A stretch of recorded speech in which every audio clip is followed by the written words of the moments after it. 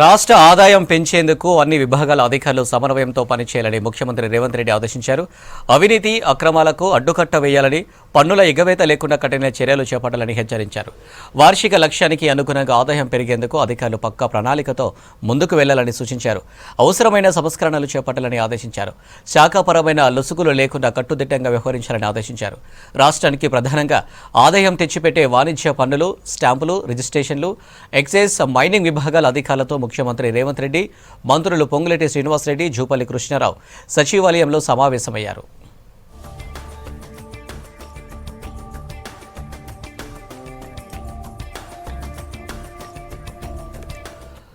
గతేడాది వచ్చిన ఆదాయం ఆశాజనకంగా లేదని సీఎం అసంతృప్తి వ్యక్తం చేశారు. ఇకపై ప్రతి నెల ఆదాయ పెంపును సమీక్షించుకోవాలని అధికారులను అప్రమత్తం చేశారు. బడ్జెట్లో పొందుపరిచిన వార్షిక లక్ష్యాన్ని చేరుకోవాలంటే ఏ నెలకు ఆ నెల మంత్లీ టార్గెట్ను నిర్దేశించుకుని రాబడి సాధించేందుకు కృషి చేయాలని అధికారులను ఆదేశించారు. ప్రధానంగా రాష్ట్రానికి రాబడి తెచ్చిపెట్టే జీఎస్టీ ఎగవేత లేకుండా చర్యలు చేపట్టాలని సూచించారు. జీఎస్టీ కలెక్షన్ పెంచేందుకు పక్కాగా ఫీల్డ్ ఇన్స్పెక్షన్, ఆడిటింగ్ జరగాలని సూచించారు.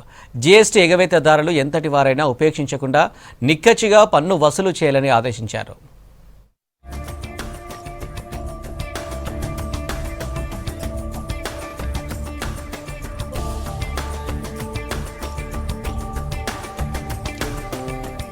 వాణిజ్య శాఖలో ఇంతకాలం జరిగిన పొరపాట్లు పునరావృతం కావద్దని, జీఎస్టీ రిటర్న్ పేరిట వెలుగులోకి వస్తున్న అవినీతి అక్రమాలకు తావు లేకుండా వ్యవహరించాలని అధికారులను హెచ్చరించారు.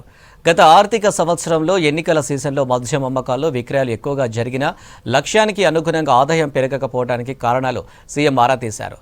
అక్రమంగా మద్యం రవాణా ఎగవేత లేకుండా గట్టుదిట్టంగా చర్యలు చేపట్టాలని సీఎం ఆదేశించారు.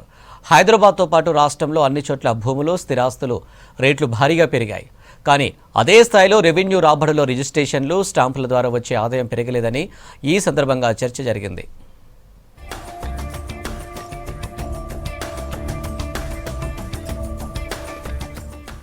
గత ప్రభుత్వం 2021లో భూముల విలువలను, రిజిస్ట్రేషన్ ఛార్జీలను పెంచింది.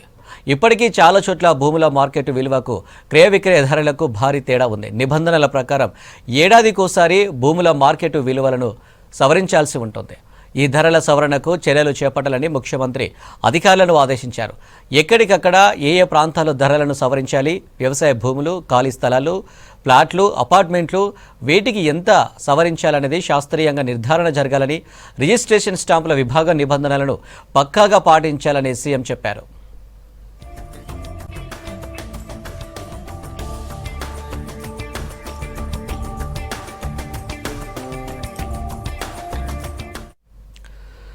రాష్ట్ర రాబడి పెంపుతో పాటు స్థిరాస్తి, నిర్మాణ రంగాన్ని ప్రోత్సహించేందుకు వీలుగా భూముల మార్కెట్ ధరల సవరణ జరగాలని ముఖ్యమంత్రి సూచించారు. ఇతర రాష్ట్రాలతో పోలిస్తే స్టాంపు డ్యూటీ ఎంత మేరకు ఉంది, తగ్గించాలా, పెంచాలా అనేది కూడా అధ్యయనం చేయాలని సూచించారు. సబ్ రిజిస్ట్రార్ కార్యాలయాల్లో ఉద్యోగుల కొరత లేకుండా సర్దుబాటు చేయాలని అధికారులను ఆదేశించారు.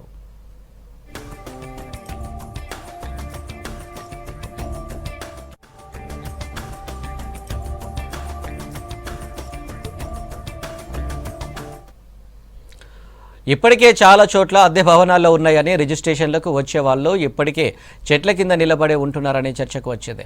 పబ్లిక్ యూటిలిటీకి సేకరించిన స్థలాలను గుర్తించి కొన్ని చోట్ల అధునాతనంగా మోడల్ సబ్ రిజిస్ట్రార్ ఆఫీసులు నిర్మించాలని, అందుకు సన్నాహాలు చేయాలని సీఎం చెప్పారు. సామాన్యులకు, చిన్న చిన్న నిర్మాణాలకు ఇసుక కొరత రాకుండా చూడాలని ముఖ్యమంత్రి అధికారులను ఆదేశించారు. ఇసుక ద్వారా వచ్చే ఆదాయం పెరగాలంటే అక్రమ రవాణాను, లీకేజీలను ఎక్కడికక్కడ అరికట్టాలని ఆదేశించారు.